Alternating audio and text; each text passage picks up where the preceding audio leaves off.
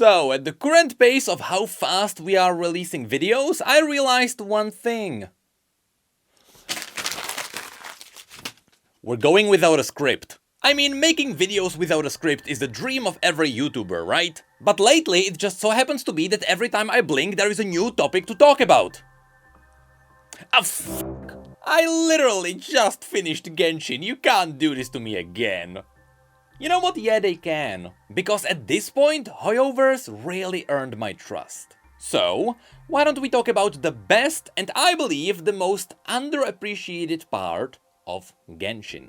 Now, the last time I talked about this game, I had only 30 hours in the game and I was making more of a first impression review. Currently, I am sitting at well over 600 hours. I have about 100 hours streamed and I definitely played at least 5 times that amount off stream. But unfortunately there is no official way to track the numbers. And that is all in just the last 3 months or so. And yeah, in case you don't know, I somehow kinda created 2 audiences for me. There is my League audience on YouTube, but on Twitch I actually have a totally separate segment, which is my Genshin audience. And now I'm just trying to bleed the 2 sides into each other, so here we are! If we wanna talk about why Genshin is a great live service game, let's first talk about what Genshin does well. Genshin is a very simple and easy game. The point of everything is really to just consume the story. You can look for challenges and you can try hard, but if you try hard, you just speed up the gameplay. That's kinda the reward. But I would argue that in general, Genshin is actually the pinnacle of casual gaming. You can log in, do your daily quests, spend your resources and just log out in like 15 minutes and be happy. And if you don't do your dailies and you just don't wanna play, then who cares? This is such a nice change of mindset from all the other live services. So already, somehow, Genshin is a step ahead with the fact that it is a great casual game. But the story is also really good.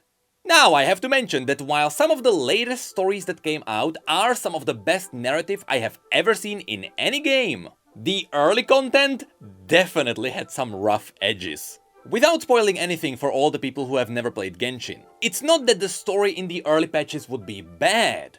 It's just that the pacing was awful. There were times where you were doing taxes for 6 hours before you got to the strong point in the story. Now the strong point was really good, but goddamn, sometimes the story can drag a lot.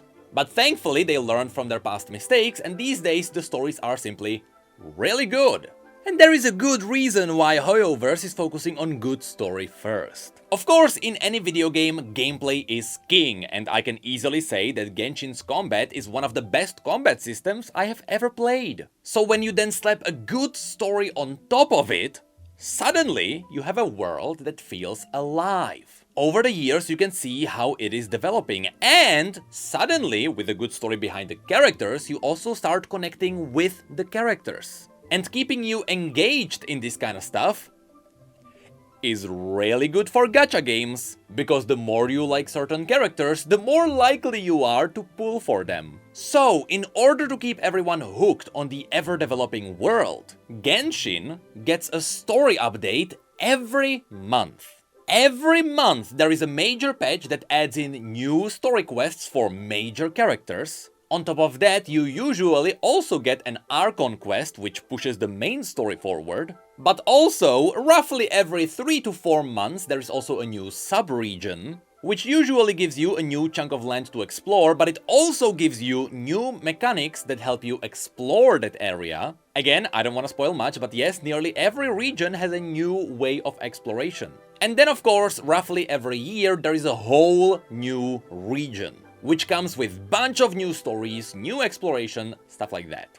Now, while as I'm explaining this formula may sound just fine, in reality, this formula for a live service game is so powerful that other games are now trying to copy it. For example, Diablo 4 was confirmed to also have monthly updated stories. Because with these kinds of updates, you can really turn your game into a live service with a growing world. Now, I don't know if Genshin was the first game that really tried to push for this style of quick story updates. Because previously, as far as I know, in other games you usually had a bunch of big stories every expansion pack. But the quick short stories weren't really a thing. Needless to say, if you want to prove that it really works, just look at how other games are trying to copy what Genshin does. I mean, I have a long history of covering the lore of League of Legends, which to this day I still believe is one of the most beautiful universes I have ever encountered. But we haven't seen a new story for this universe since October last year. Yeah, that's really the main reason why I'm kinda like exploring other games now. But you know, a good story wouldn't really be enough for a live service game to keep people engaged. A story can be as good as it wants to be, but without good gameplay, nobody will be there to experience it. Which is where Hoyoverse really shows their passion. Because on top of rolling out the monthly stories, they also have weekly events. And these can be anything from a tiny story to a combat arena where you get to try different characters with different power-ups and under special circumstances. These are essentially special game modes. Again, a great way to tease people into pulling for a character if they like them in combat. But these can also be massive events with games within games. I can't believe that one day I just logged into Genshin and I just played on the same day Guitar Hero, Pac-Man and really weird Pokemon Snap. And on the next bigger event, I just played an auto-battler inside Genshin. They just casually made TFT and then let it go 2 weeks later. And apparently, I missed a lot of these events by not playing in the last 3 years. I was told they also made Prop Hunt, racing games, Flappy Birds and God knows what. I have honestly never seen this level of passion be put into a game. And it's a gacha game! They are supposed to be weird and shady. Not good? And funnily enough, I've seen that people who have been playing Genshin for a very long time got spoiled by how good their events are. Apparently, when the Auto Battler came out, people were like, yeah, it's fine. Alright, back to farming artifacts. Like, it seems like the veteran players got numb to how awesome it is to have these rotating game modes in your main game. Meanwhile, I come from League.